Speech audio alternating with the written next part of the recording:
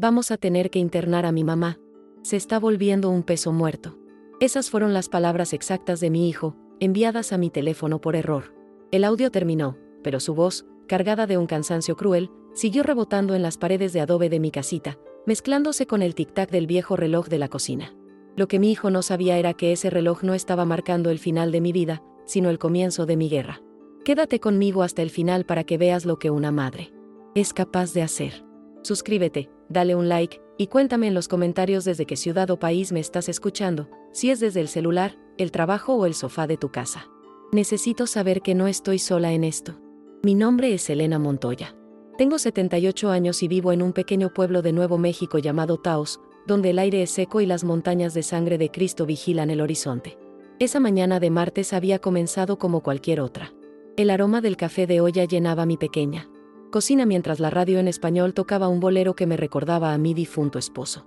Mis manos, nudosas y manchadas por la artritis, temblaban un poco al sostener la taza caliente, pero todavía eran buenas para cuidar los geranios rojos que adornan mis ventanas.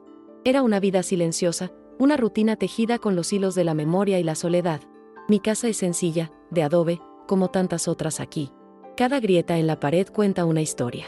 La de mi esposo, que la construyó con sus propias manos hace más de 50 años, y la de mi hijo, Ricardo, que creció corriendo por estos mismos pasillos.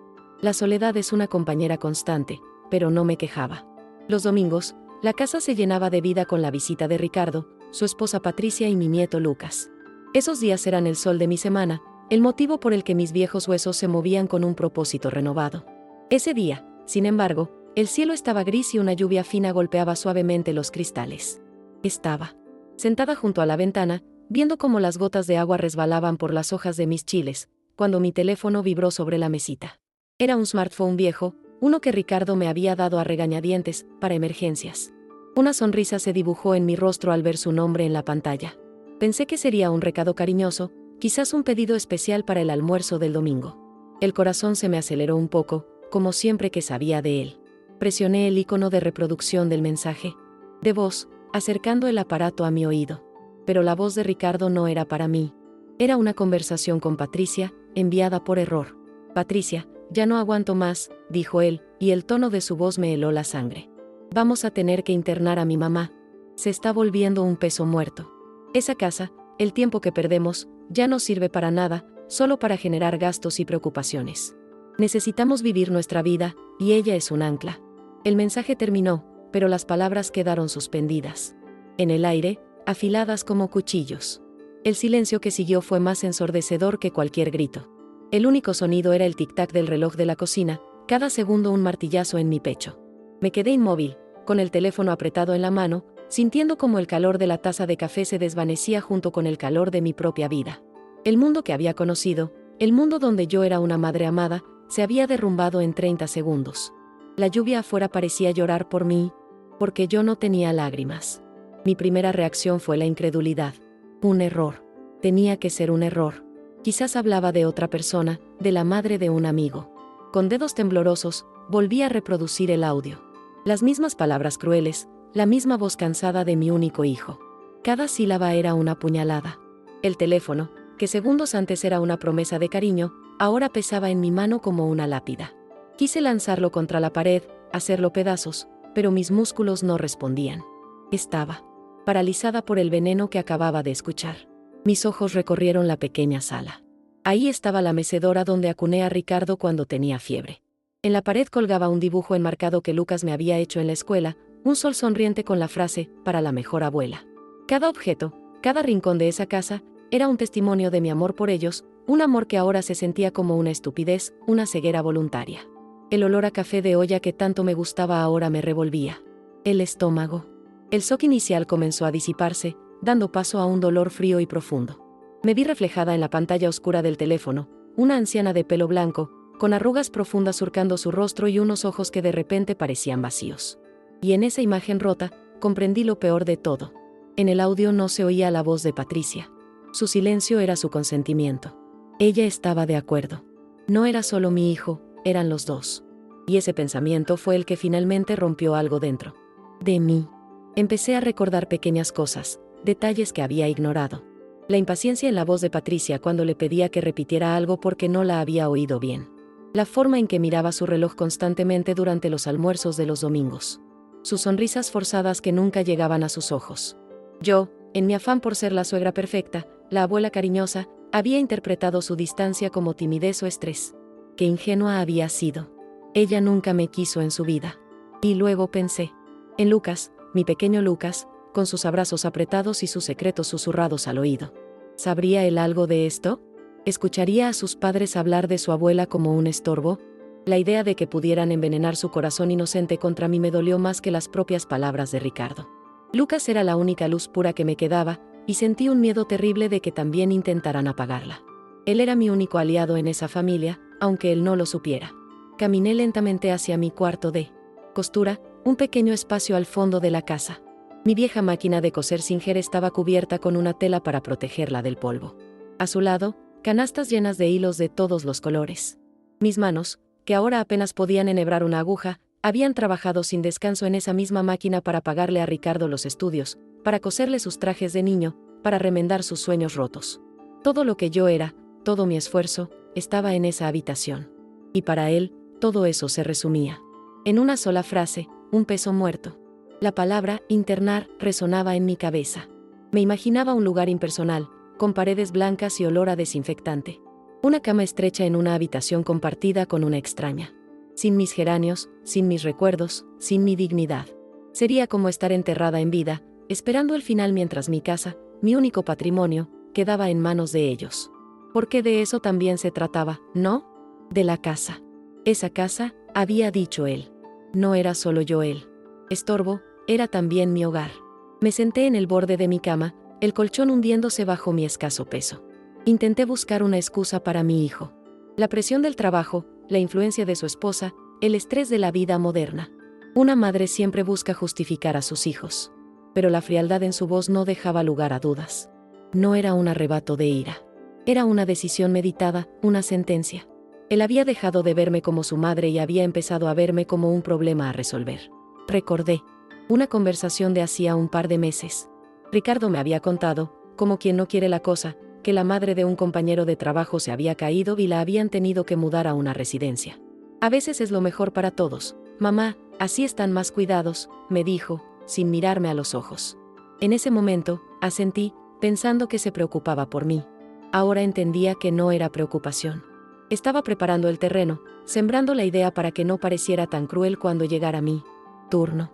El sentimiento de ser una carga, que a veces me asaltaba en las noches de insomnio, se confirmó de la manera más brutal. Siempre me había esforzado por no molestar, por ser independiente, por no pedir nada. Rechazaba su ayuda para cargar las compras, insistía en que podía arreglar la gotera del grifo yo sola. Todo para no ser un peso muerto.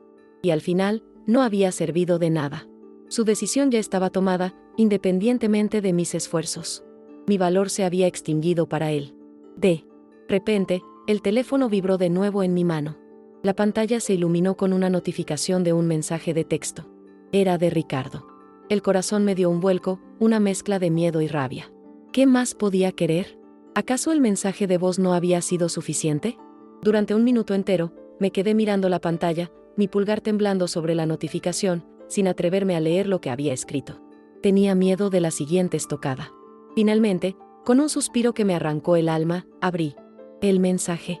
Las palabras eran tan normales, tan cotidianas, que me provocaron náuseas.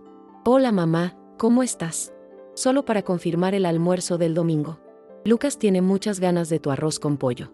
Besos. La hipocresía era un golpe en la cara. Me estaba planeando un futuro en un asilo mientras me pedía que cocinara su plato favorito. La frialdad de ese acto me dejó sin aire, más que el propio mensaje de voz. ¿Qué se suponía que debía responder a eso? ¿Un simple «ok»? ¿O debía fingir que todo estaba bien? Claro, hijo. Los espero con mucho cariño. La idea de escribir esa mentira me hizo sentir sucia. Escribí y borré varias respuestas, ninguna parecía correcta. El pequeño cursor parpadeante en la pantalla era como un dedo acusador, burlándose de mi indecisión, de mi parálisis. Cualquier respuesta se sentía como una trampa. Por un instante, la rabia me dio fuerzas. Imaginé la confrontación. Llamarlo y ponerle el audio. Explícame esto, Ricardo. Podía visualizar su rostro, pálido. Por la sorpresa, negándolo todo, culpando a Patricia, inventando cualquier excusa. Sería una escena horrible, llena de gritos y lágrimas. Y yo, a mis 78 años, me sentía demasiado cansada para una batalla tan desgarradora. Pelear requería una energía que sentía que ya no poseía. La otra opción era el silencio. Pretender que nunca escuché nada. Recibirlos el domingo con una sonrisa, servirles el arroz con pollo y verlos a la cara sabiendo que me habían traicionado. Esperar, día tras día, el momento en que finalmente vinieran a buscarme, con sus excusas preparadas y sus caras de falsa preocupación. Esa opción se sentía como una muerte lenta, como tragar veneno una cucharada cada día. Ser cómplice de mi propio final.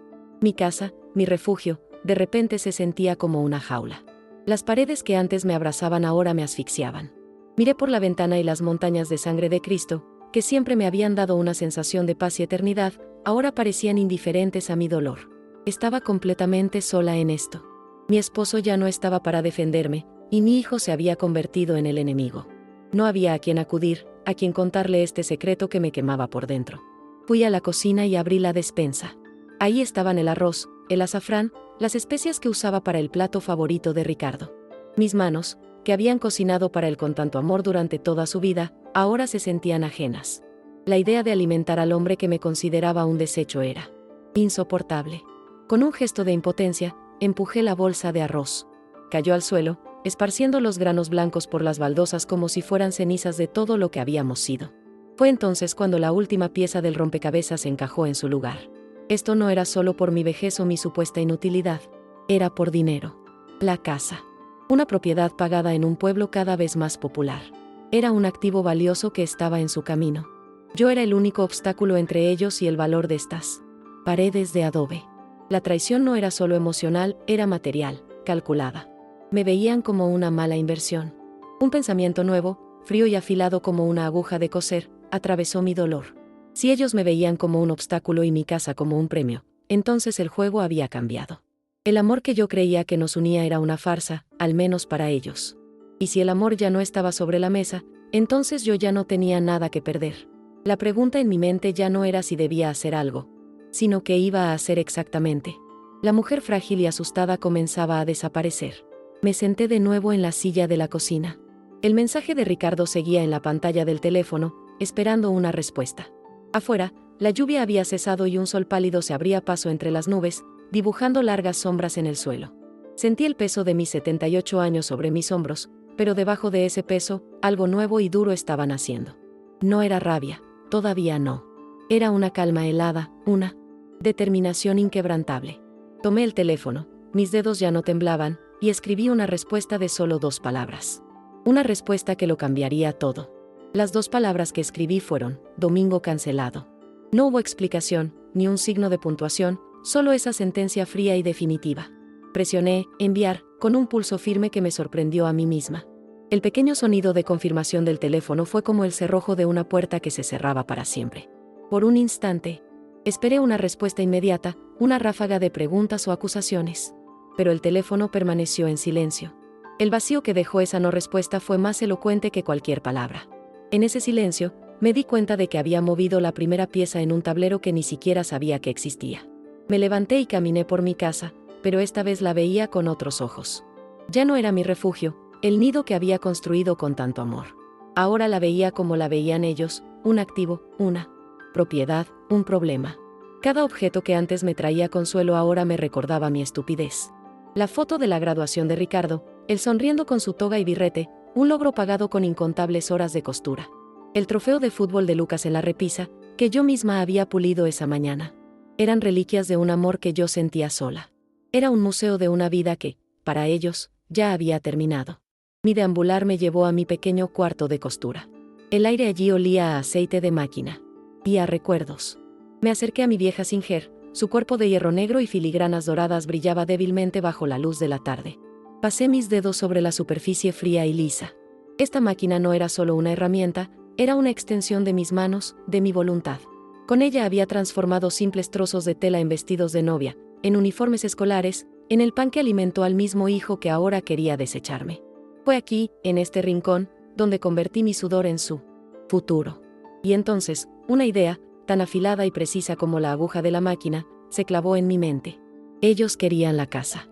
Veían estas paredes de adobe como el premio final una vez que se deshicieran del peso muerto que las habitaba. Mi dolor, que hasta ese momento había sido una niebla paralizante, comenzó a solidificarse, a tomar la forma de un plan. Si la casa era el objetivo, entonces la casa sería mi arma.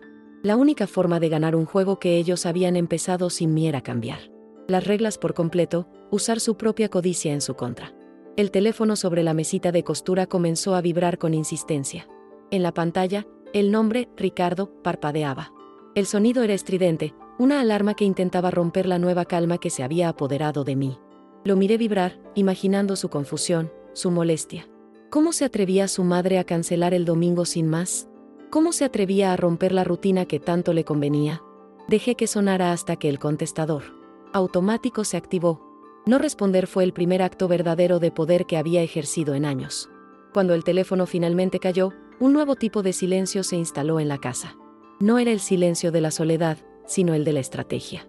Fui a mi dormitorio y me arrodillé con dificultad frente a un viejo baúl de madera que guardaba al pie de la cama. Hacía años que no lo abría. Dentro, entre manteles bordados y la ropita de bebé de Ricardo, había una carpeta de cartón desgastada. Con manos que ya no temblaban, la saqué y la puse sobre la cama. Contenía todos los papeles importantes de mi vida. Dentro de la carpeta, debajo de mi certificado de matrimonio y el de defunción de mi esposo, estaba el documento que buscaba, el título de propiedad de la casa. Mi nombre, Elena Montoya, estaba escrito con una caligrafía elegante. No decía mamá de Ricardo ni la viuda de Manuel. Decía mi nombre. Era la prueba tangible de que este lugar, este pedazo de tierra bajo las montañas de sangre de Cristo, me pertenecía a mí y solo a mí. Sostener ese papel en mis manos fue como recuperar una parte de mi alma que había regalado sin darme cuenta. Fue en ese preciso instante que la idea dejó de ser un simple pensamiento de rabia y se convirtió en una decisión inamovible. Iba a vender la casa. La idea me golpeó con la fuerza de un viento helado, quitándome el aliento. Vender mi hogar, el único lugar que había conocido en 50 años, el santuario de mis recuerdos. El dolor de esa posibilidad era agudo, casi físico. ¿A dónde iría? ¿Qué sería de mí sin estas paredes que me conocían mejor que nadie? La duda era una voz fría susurrándome que era una locura, que estaba reaccionando desde el dolor. Pensé en mis geranios rojos, que necesitaban mi cuidado diario. Pensé en el rincón del patio donde el sol de la mañana era perfecto para leer. Pensé en el fantasma de mi esposo, cuya presencia todavía sentía en la mecedora junto a la chimenea. Vender la casa se sentía como una traición a él, a nosotros, a todo lo que habíamos construido juntos. Era como prenderle fuego a mi propio corazón. Por un momento, la determinación flaqueó y las lágrimas que no había derramado antes amenazaron con brotar. Estaba a punto de guardar el título y olvidar todo. Pero entonces, el rostro de Lucas vino a mi mente. Su sonrisa inocente, sus abrazos que me reiniciaban la vida.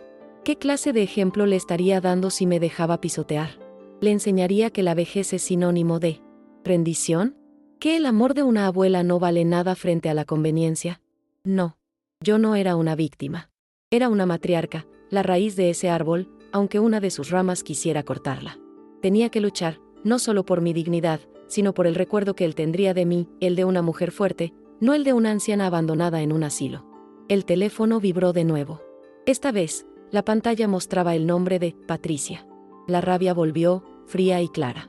Ella, la cómplice silenciosa, la que seguramente había alimentado el descontento de mi hijo. Su llamada era una confirmación. Estaban preocupados, no por mí, sino por su plan interrumpido. La cancelación del domingo había sido una piedra en su engranaje perfectamente aceitado. Dejé que su llamada también se perdiera en el vacío.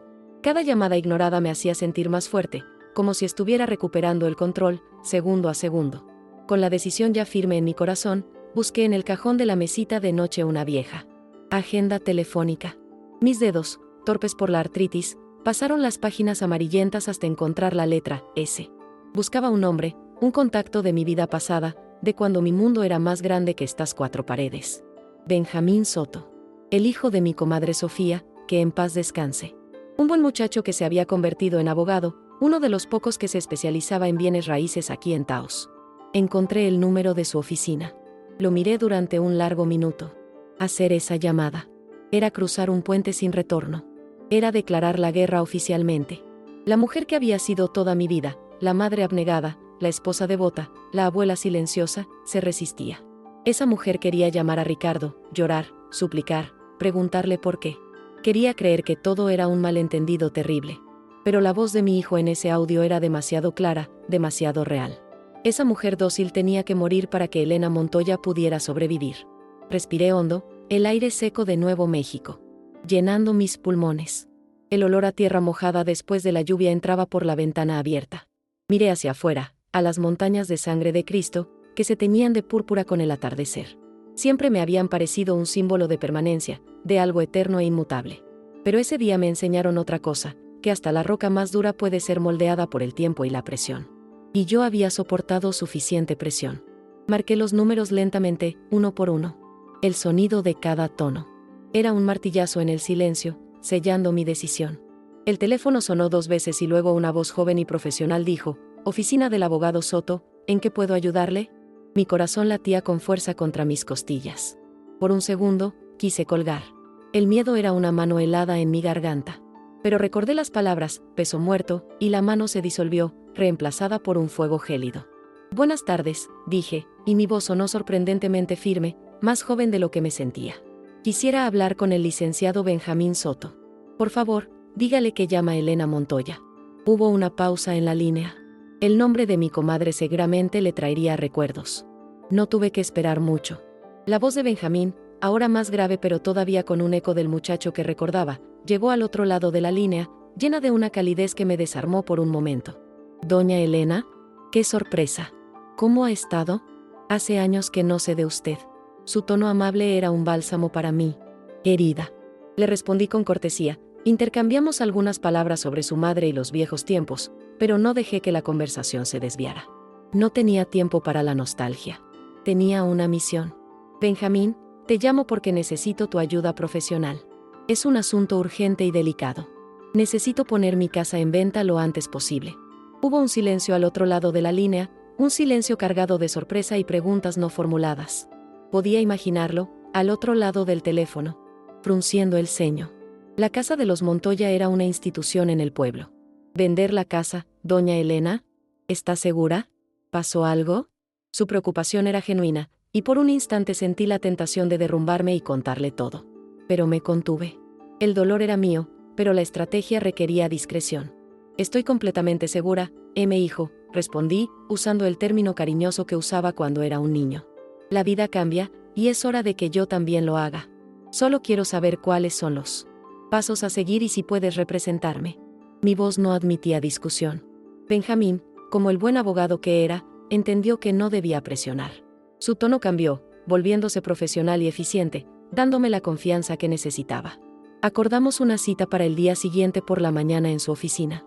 Me explicó brevemente los documentos que necesitaría llevar, la mayoría de los cuales ya tenía en la carpeta sobre mi cama. Cada instrucción era un paso más lejos de mi antigua vida y un paso más cerca de un futuro incierto, pero mío. La conversación fue corta, precisa y me dejó con una sensación de control que no había experimentado en décadas. Ya no era un objeto en el plan de alguien más, era la arquitecta del mío. Cuando colgué el teléfono, la habitación estaba casi a oscuras. El último rayo de sol se aferraba a la cima de las montañas. Me quedé sentada en el borde de la cama, con el título de propiedad todavía en mi regazo. El peso del papel parecía haber disminuido. Ya no era el peso de mis recuerdos, sino el peso ligero de mi libertad. La tristeza no se había ido, pero ahora compartía espacio con algo nuevo, una resolución de acero. Me levanté y encendí una pequeña lámpara en la mesita de noche. Su luz cálida creó un círculo íntimo en la penumbra, empujando las sombras hacia los rincones. Miré mi reflejo en el espejo del armario. Vi a una anciana de pelo blanco, con el rostro surcado de arrugas como un mapa de su vida. Pero sus ojos, que esa mañana estaban vacíos y rotos, ahora tenían un brillo diferente. Era el brillo de una batalla por comenzar. Por primera vez ese día, sentí hambre. Fui a la cocina y me preparé una taza de té de manzanilla y un pan tostado con mantequilla. Comí en silencio, en la mesa donde mi familia se había sentado tantas veces. Pero ya no me sentía sola. Me acompañaba la certeza de mi decisión. El arroz que se había derramado en el suelo seguía allí, y decidí no limpiarlo todavía. Era un recordatorio, un monumento a la traición que había encendido este fuego dentro de mí. Afuera, la noche de Taos cayó por completo, con su manto de estrellas brillantes en un cielo sin nubes. Me senté en mi mecedora, mirando la oscuridad. Ya no tenía miedo de lo que vendría. Ricardo y Patricia habían despertado a una mujer que ni yo misma sabía que existía. Creían que estaban planeando el final de mi vida, pero lo que realmente habían hecho era forzarme a empezar de nuevo. La batalla acababa de empezar, y por primera vez en mucho tiempo, mis manos no temblaban. La mañana siguiente me desperté antes de que el sol tocara las montañas. El aire en mi habitación era frío y quieto, y por un momento, la rutina de mi vida anterior intentó reclamarme. Quise levantarme y preparar el café de olla, regar los geranios, perderme en el consuelo de lo familiar. Pero el recuerdo del audio de mi hijo y la cita con Benjamín Soto a las 9 de la mañana eran anclas que me mantenían en un nuevo y extraño presente. En lugar de mi bata de siempre, busqué en el fondo del armario un vestido de lino azul que no había usado en años, uno que guardaba para ocasiones especiales que nunca llegaban. Hoy era una de esas ocasiones. Caminar por las calles de Taos hacia la oficina de Benjamín se sintió como ver mi pueblo por primera vez. Cada tienda, cada galería de arte, cada rostro conocido que me saludaba con un «Buenos días, Elenita», parecía pertenecer a un mundo del que yo ya me estaba despidiendo. Sentía sus miradas curiosas sobre mi vestido azul, tan diferente a mi ropa de diario. Me sentía como una extraña en mi propia piel, una actriz interpretando un papel para el que no había ensayado. El miedo era un nudo helado en mi estómago, pero seguí caminando, cada paso una pequeña victoria contra la mujer que había sido el día anterior. La oficina de Benjamín era todo lo contrario a mi casa. Moderna, con paredes de cristal, muebles de líneas limpias y un ligero olor a café americano y papel impreso. Me senté en una silla de cuero que se sentía demasiado fría y grande para mí, mientras esperaba que me hiciera pasar. Hojeé una revista de bienes raíces que estaba sobre la mesa, viendo fotos de casas lujosas con precios que me mareaban. Por un instante, me sentí ridícula, una viejita jugando a algo que no entendía. ¿Qué estaba haciendo aquí? La puerta se abrió y la sonrisa cálida de Benjamín me devolvió al presente. «Doña Elena, adelante por favor», dijo, guiándome a su despacho. La ventana detrás de su escritorio enmarcaba perfectamente las montañas, mis montañas. Se sentó y me miró con una amabilidad que casi me rompe. «Antes de empezar con los papeles», dijo en voz baja, «¿está segura de esto? Vender la casa que construyó con don Manuel es una decisión muy grande». Sus palabras eran una prueba. La vieja Elena habría llorado, se habría disculpado por molestarlo y se habría ido a casa. Pero la nueva Elena respiró hondo, miró a las montañas y respondió con una calma que no sentía: «Estoy más segura que nunca, Benjamín. La vida sigue y yo también debo hacerlo». Benjamín asintió, entendiendo que no obtendría más detalles. Abrió una carpeta y comenzó a explicar el proceso. Habló de tasación, agente inmobiliario, ofertas y cierre de fideicomiso. Las palabras eran un lenguaje extranjero que se arremolinaba a mi alrededor. Yo, que solo sabía de patrones de costura y tiempos de cocción, ahora tenía que entender de comisiones y contratos. Fue mi primer tropiezo. Me sentí ignorante, vulnerable. Pero en lugar de encogerme, saqué una pequeña libreta y un bolígrafo de mi bolso y empecé a tomar notas. «Discúlpame, hijo, ¿puedes repetir eso más despacio?» Aprendí que no saber no era una debilidad, pero no preguntar sí lo era. Los días siguientes se convirtieron en una cascada de nuevas tareas. Benjamín me recomendó una agente de bienes raíces, una mujer llamada Sofía, enérgica y directa, que recorrió mi casa tomando notas y hablando de potencial y atractivo exterior. Verla señalar las grietas en él adobe que mi esposo había alisado con sus manos, o sugerir quitar mis fotos familiares para despersonalizar el espacio, fue como si me arrancaran la piel a tiras. Cada sugerencia era un ataque a mis recuerdos, una profanación de mi santuario. Esa noche lloré por primera vez, no de tristeza, sino de una rabia impotente. Pero a la mañana siguiente, me levanté y comencé a hacer lo que Sofía había sugerido. Empecé a guardar mis recuerdos en cajas. La foto de mi boda, los dibujos de Lucas, el primer par de zapatitos de Ricardo. Cada objeto que empacaba era una despedida, un pequeño funeral. Era un trabajo doloroso y agotador, no solo para mi cuerpo, sino para mi alma. Estaba desmantelando mi vida, pieza por pieza. Este nuevo hábito de desapego era la disciplina más dura que había enfrentado. Ya no era una madre guardando tesoros, era una propietaria preparando un producto para el mercado. El conflicto interno me asaltaba en las horas más silenciosas de la noche. La casa, vacía de mis adornos personales, se sentía enorme y extraña. El eco de mis pasos en los pasillos me recordaba mi soledad. ¿Y si estaba cometiendo un error terrible? ¿Y si Ricardo tenía razón y yo me estaba volviendo senil? La vieja Elena, la madre, susurraba en mi mente, diciéndome que lo llamara, que le explicara el dolor que me había causado, que buscara la reconciliación. Una noche, llegué a marcar su número, con el pulgar temblando sobre el botón de llamada. Pero entonces recordé su voz, un peso muerto, y colgué. El amor no podía ser una excusa para la humillación. El conflicto externo no tardó en llegar. Un lunes por la mañana, Sofía instaló un letrero de "Se vende" en mi jardín, justo al lado de mis geranios rojos. El letrero era grande, blanco y rojo, una declaración pública de mi guerra privada. Mis vecinos comenzaron a mirarme de otra manera. Algunos con lástima, otros con una curiosidad morbosa. Doña Carmen, de la casa de enfrente, cruzó la calle con la excusa de darme un pan dulce. ¿Todo bien, Elenita?, preguntó, sus ojos devorando el letrero. Oí que los hijos a veces hacen estas cosas. Su falsa compasión era más insultante que un grito. Todo está perfecto, Carmen. Yo soy la que vende, respondí, y le cerré la puerta con una sonrisa. La llamada que tanto temía y esperaba llegó esa misma tarde. Era Ricardo. Su voz no era cansada ni cruel, sino una tormenta de furia e incredulidad. ¿Un letrero de venta, mamá? ¿Qué demonios significa eso? ¿Te has vuelto loca? ¿Hablaste con alguien? No me dejó responder. Siguió con una letanía de acusaciones, diciendo que Patricia estaba muy preocupada, que yo no estaba pensando con claridad. El hombre que me había sentenciado en un mensaje de voz ahora se presentaba como mi salvador preocupado. La hipocresía me quitó el aliento. No me he vuelto loca, Ricardo, le interrumpí, y mi propia voz me sorprendió por su firmeza. Había un acero en ella que no reconocía. Es mi casa. Y es mi decisión.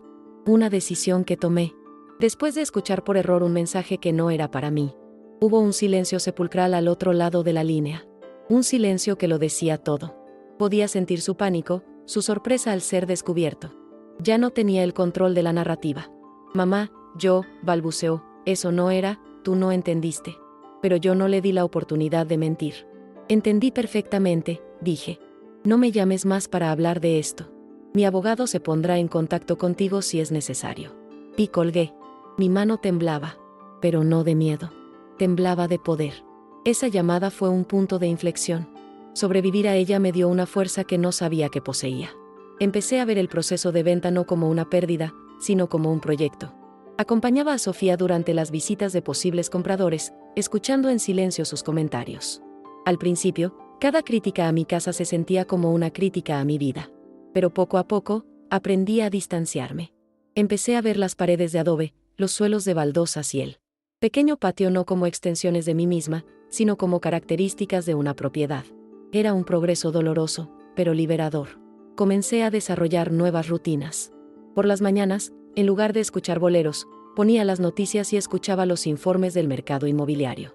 Leía los folletos que Sofía me dejaba, aprendiendo sobre tasas de interés y depósitos en garantía. Mi pequeña libreta se llenó de notas.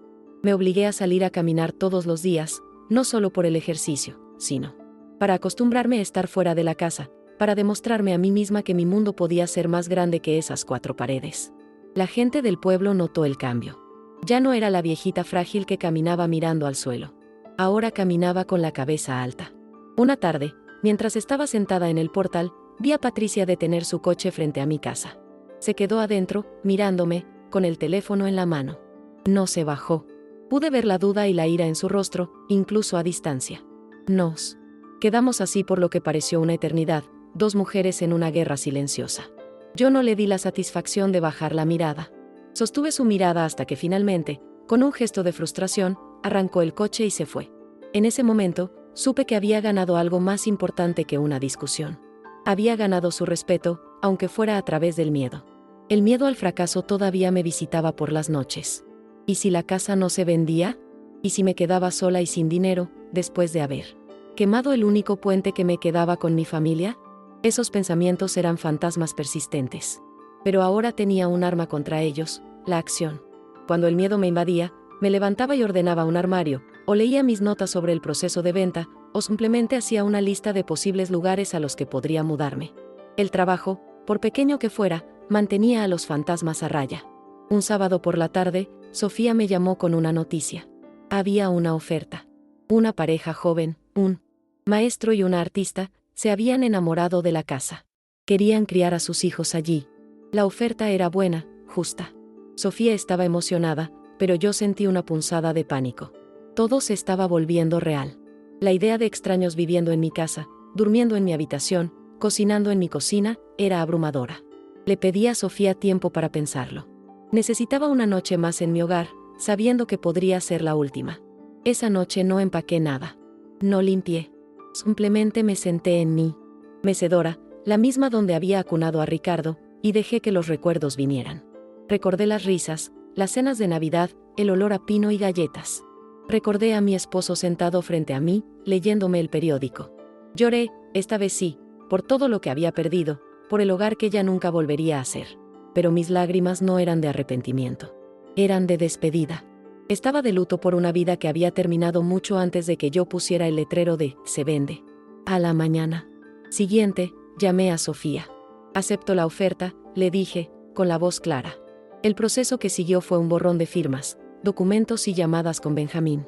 Cada papel que firmaba se sentía menos como una pérdida y más como un paso hacia adelante. Estaba construyendo algo nuevo, no con adobe y madera, sino con tinta y decisiones. Estaba construyendo mi independencia. Ya no necesitaba la validación de nadie. Un día, mientras organizaba una caja de libros, encontré un viejo álbum de fotos. En una de ellas estaba yo, a los 30 años, enseñándole a Ricardo a andar en bicicleta. Él me miraba con una confianza absoluta, sus manitas aferradas a las mías. El dolor de esa memoria fue agudo. Pero entonces me di cuenta de algo. La mujer de la foto, la que vivía para sostener a otros, ya no existía. Y no la extrañaba. La amaba, le estaba agradecida, pero su tiempo había pasado. La transformación no fue un momento de revelación divina, sino una acumulación de pequeños actos de valentía. Fue colgarle el teléfono a mi hijo. Fue hacerle preguntas a mi abogado sin sentirme tonta. Fue sostenerle la mirada a mi nuera. Fue empacar mi vida en cajas sin desmoronarme. Fue elegir mi dignidad por encima de un amor que se había vuelto tóxico.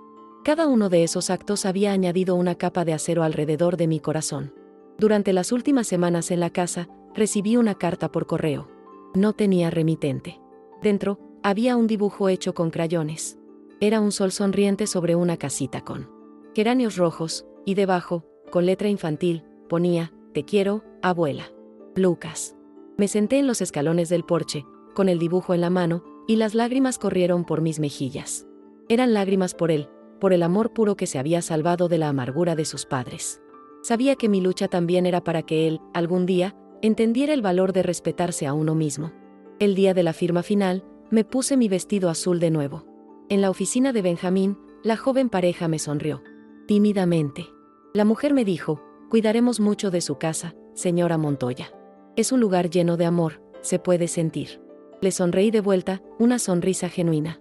"Ya no es mi casa", le dije suavemente. "Ahora es la suya. Construyan sus propios recuerdos". No sentí tristeza, solo una paz serena.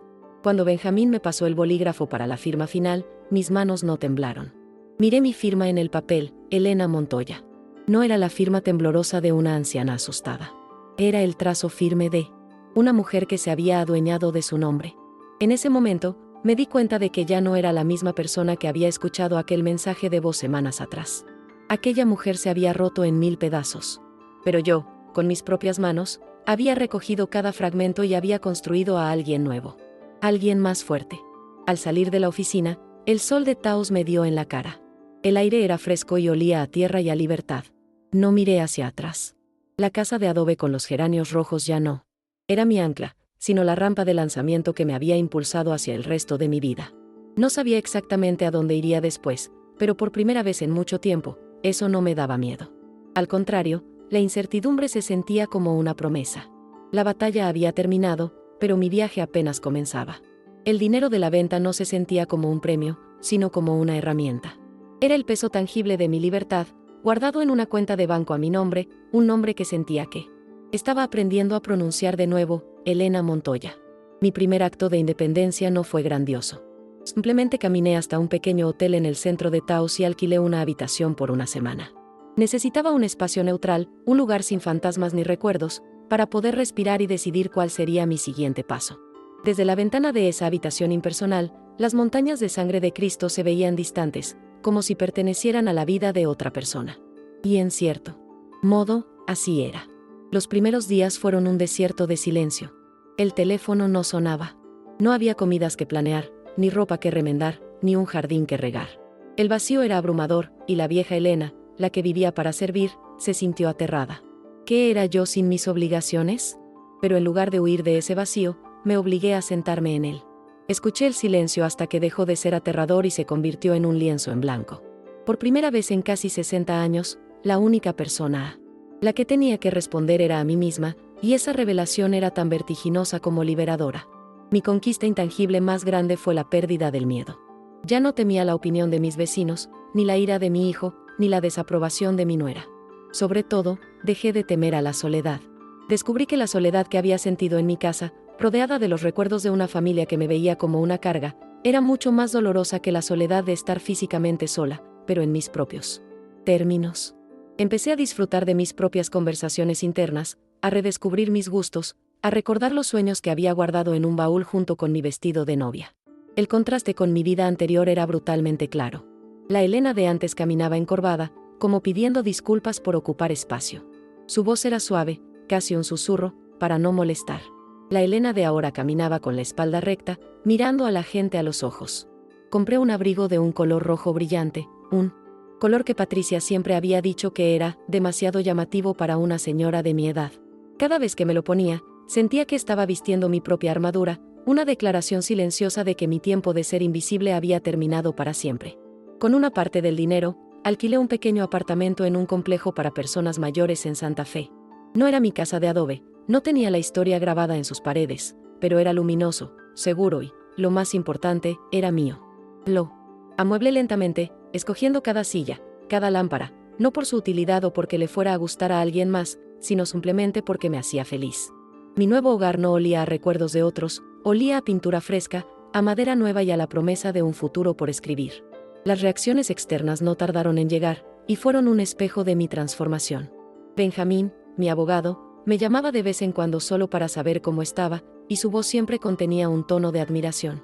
«Es usted una de las mujeres más fuertes que conozco, doña Elena», me dijo una vez, y esas palabras sanaron una herida que no sabía que tenía.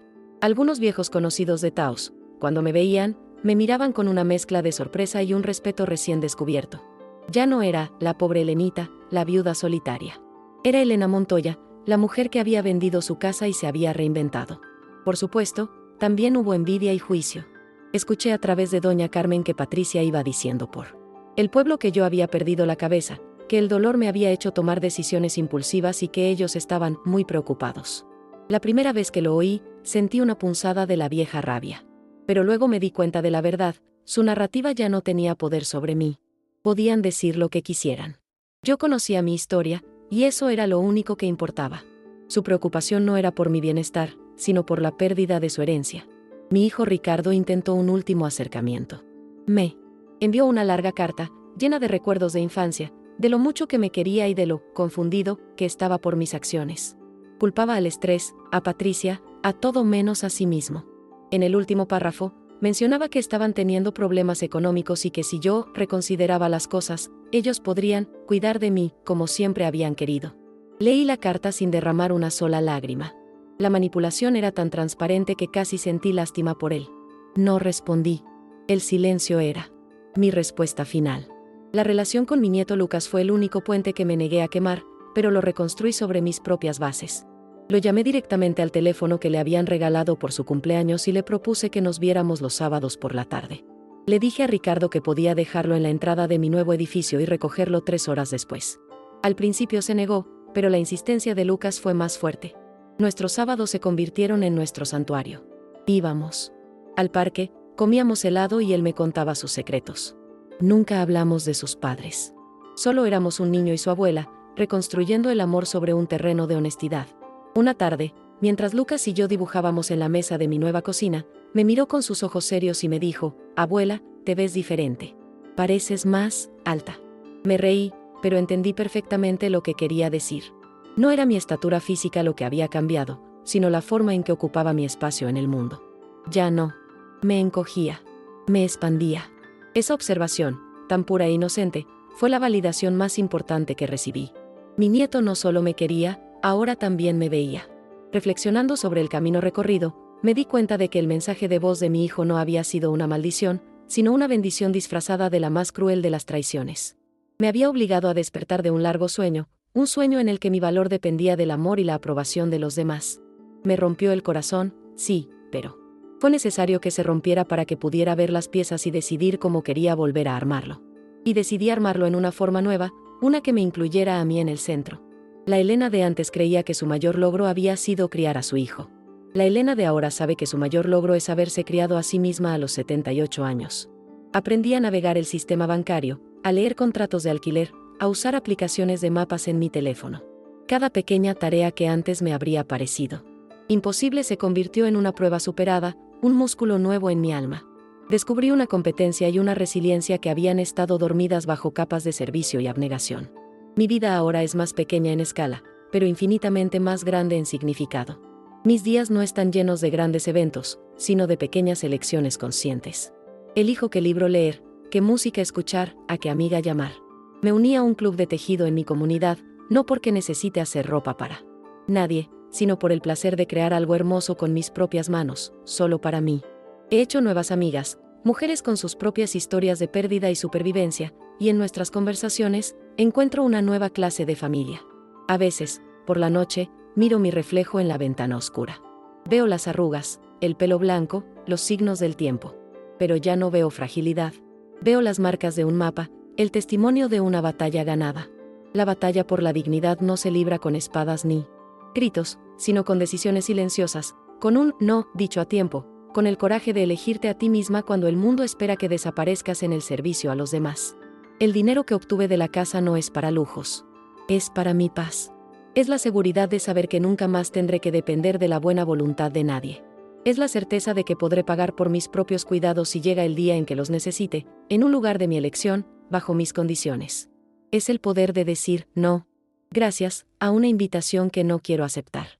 Ese dinero no es mi felicidad, pero es el cimiento sobre el que estoy construyendo mi serenidad. La vieja Elena vivía en el pasado, alimentándose de los recuerdos de lo que fue. La nueva Elena vive en el presente. Disfruta el sabor de su café por la mañana, el calor del sol en su balcón, la risa de su nieto. El pasado es una lección, no una residencia permanente. Y el futuro es una posibilidad, no una amenaza. Este cambio de perspectiva ha sido mi conquista más profunda y silenciosa. Si estás leyendo esto, si mi historia resuena contigo de alguna manera, es porque probablemente has sentido esa invisibilidad. La sensación de que tu valor disminuye a medida que cumples años, de que te conviertes en una suma de tus responsabilidades en lugar de una persona completa. Te ven como madre, como abuela, como esposa, como cuidadora, y poco a poco, se olvidan de que debajo de todas esas etiquetas, hay un nombre, una mujer, un alma. Quiero que escuches esto, no como un consejo, sino como un testimonio. Tu valor no es negociable. No depende de tu utilidad para los demás. No caduca con la edad. Está grabado en tu ser, es tu derecho de nacimiento. No esperes a que una traición te obligue a recordarlo. Búscalo ahora, en el silencio de tu propio corazón. Escucha la voz que has acallado por tanto tiempo para poder oír mejor a los demás. No tienes que vender tu casa ni cortar lazos con tu familia. Mi camino no tiene por qué ser el tuyo. Pero tienes que reclamar tu espacio. Tienes que trazar una línea en la arena y decir, hasta aquí llega mi sacrificio y aquí comienza mi ser. Puede ser algo tan pequeño como tomarte una hora al día para ti, o tan grande como cambiar el curso de tu vida. El tamaño del acto no importa, lo que importa es la intención. La mayor lección que aprendí es que el amor propio no es egoísmo. Es el acto de supervivencia más fundamental. Es el oxígeno que necesitas para poder respirar. Cuando te amas y te respetas a ti misma, enseñas a los demás cómo deben tratarte. Algunos se irán, porque tu nueva luz les resultará incómoda. Déjalos ir. Los que se queden son los que merecen estar en tu vida. El otro día, Lucas me preguntó si extrañaba mi vieja casa con los geranios rojos. Lo pensé por un momento, mirando los nuevos brotes de las plantas en mi balcón. A veces extraño los recuerdos que vivían allí, me dijo, le respondí. Pero descubrí que un hogar no está hecho de adobe y madera. Un hogar es un lugar donde te sientes segura y en paz. Y yo, por fin, he construido un hogar dentro de mí misma. No sé cuántos años me quedan en este mundo, pero los viviré de pie. Los viviré con la cabeza alta, con mi abrigo rojo y con la certeza de que mi historia me pertenece. No soy un personaje secundario en la vida de nadie. Soy la protagonista de la mía. Y aunque el camino para descubrirlo fue doloroso, cada paso valió la pena. Mi historia no es una tragedia. Es una historia de amor.